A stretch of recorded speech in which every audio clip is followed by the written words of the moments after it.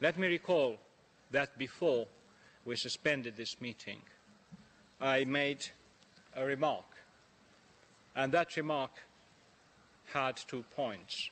One of the points was a warning on what the debate in this Council should not repeat, should not slip into. I warned, and I think I am in agreement with all of you here, that this Council is not prepared to discuss religious matters in depth. Consequently, we should not do it. I would like to recall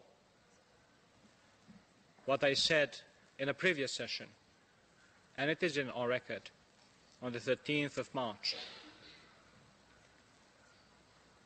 As long as a statement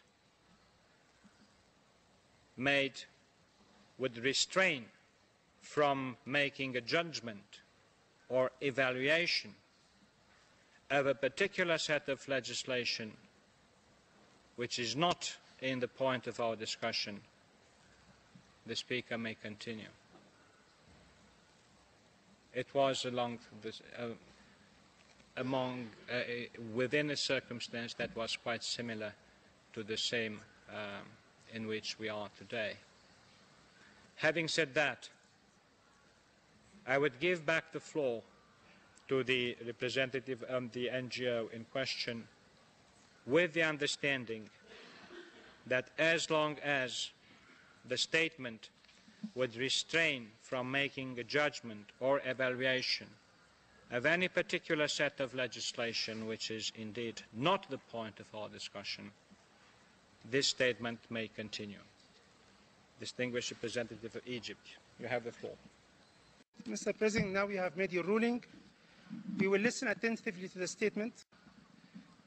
At the first attempt to link any bad practices to a certain religion in any way, we will reply to your ruling. Thank you. You have the floor, sir.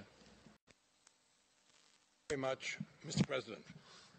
Regarding FGM, our detailed written statement discusses the reasons why 96% of Egyptian women are still subjected to FGM despite state legislation in 1997 outlawing the practice. Quote, almost 90% of the female population in the north of Sudan undergo FGM, which in many cases is practiced in its most extreme form known as infibulation. We are quoting from a report by the Special Rapporteur Halima Wazazi. UNICEF figures indicate that over 3 million young girls are mutilated each year in 32 countries, 29 of which are member states of the OIC. We believe that only a fatwa from Al-Azhar Grand Sheikh Sayyid Tantawi replacing the ambiguous fatwas of 49, 51 and 81 will change this barbaric criminal practice which is now growing even. The delegate of Egypt raises point of order. Sir. Mr. President, with all due respect, I would like to challenge your ruling. And according to Rule 113, we should proceed into a vote now. This is an attempt to link bad traditional practices to Islam. Sheikh Al-Azhar is the president of the largest and the biggest and the oldest Islamic university in the world. This is not the understanding we had when we allowed this statement to continue. I'm afraid I will have no other option but to challenge your ruling, regardless of the result of the challenge, the ruling. Thank you. Sorry, I didn't understand the last part. The last part, sir, is that regardless of the result of the vote, I couldn't care less if I will win or lose this vote. My point is that Islam will not be crucified in this council. That's why we are challenging your ruling, and the result of the vote will be indicative to what all delegations think on this issue, and it will be a matter of discussion later between the OIC and our colleagues from other groups. Thank you. All right.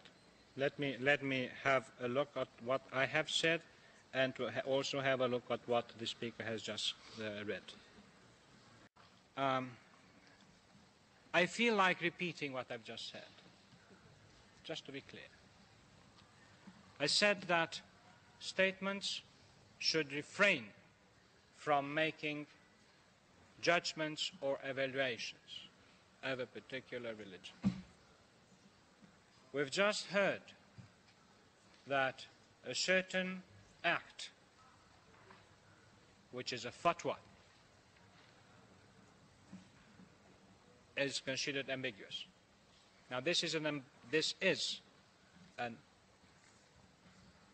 judgment. This is an evaluation. So I would kindly ask the Speaker to bear in mind this, and I can promise that at the next evaluation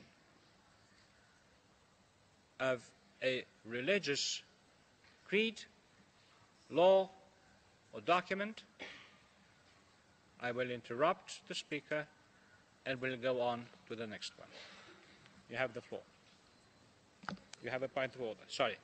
Germany raises a point of order. Hold on. Hold on. Yes, Germany.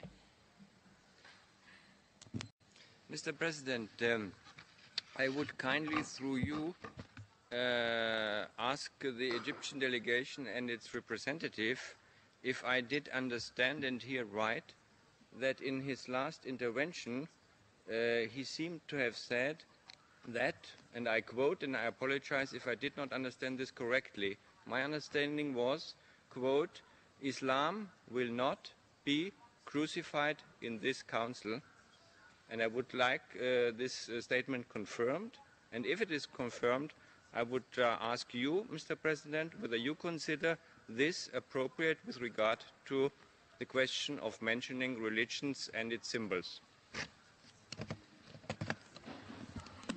I would ask to delete any reference to the fatwa by Sheikh Al-Azhar, to delete all reference to Sheikh Al-Azhar from this paragraph in the official records of the meeting. Thank you.